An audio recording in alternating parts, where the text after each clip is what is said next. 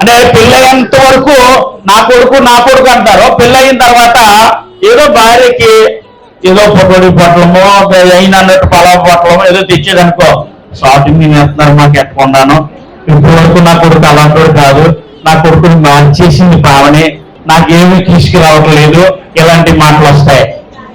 వాస్తవానికి అప్పుడు రేవంత్ కిషోర్ ఎప్పుడు ఏది చేసినా పావనితోనే తల్లిదండ్రులకు పెట్టించాలా, పావనితోనే సమస్తం చేపించాలా.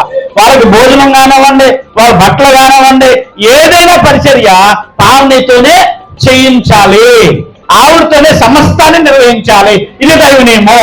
2, పెళ్లి కుమార్తెకు సంబంధించి కీర్తన 45:10-11 వచనాల్లో కుమారి ఆలకించుము అని చెప్పి ఆయన నీ రాజు, నీ ప్రభువు, నీ సౌందర్యాన్ని కోరినవాడు అన్న ముందు నీ తండ్రి ఇంటిని మరువము అన్నాడు.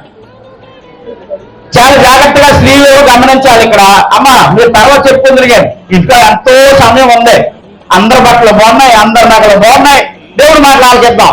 ఒక 2 నిమిషాలు. కీర్తన 45:10-11 ఏమంటాడంటే కుమారి ఆలకించుము, ఇది నీ రాజు, నీ ప్రభు రేవంత్ కిషోర్. అయితే వాస్తవానికి నువ్వు నీ వైవాహిక జీవితం బాగుండాలంటే నీ తండ్రి ఇంటిని మరువము.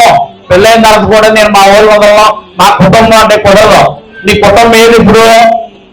పావని గారు మీ కుటుంబం ఏ కుటుంబం? అంతే. మీ ఊరు ఎవరండి? పెళ్ళయిన తర్వాత ఆ రాజమండ్రి. నేను మా ఊరు వెళ్తాను అనకూడదు, మా అమ్మగారు ఊరు వెళ్తాను అనాలి. ఇప్పుడు పెళ్ళికు వాస్తవానికి ఆడపిల్లకి పాపం బలహీనమైన కనపడి దేవుడు అన్నాడండి. పుట్టింటికి వెళ్ళిన తర్వాత అత్తగారింటికి వెళ్ళిన తర్వాత పుట్టింటికి వస్తూ ఉంటుంది, ఇంట్లో చూస్తుంది.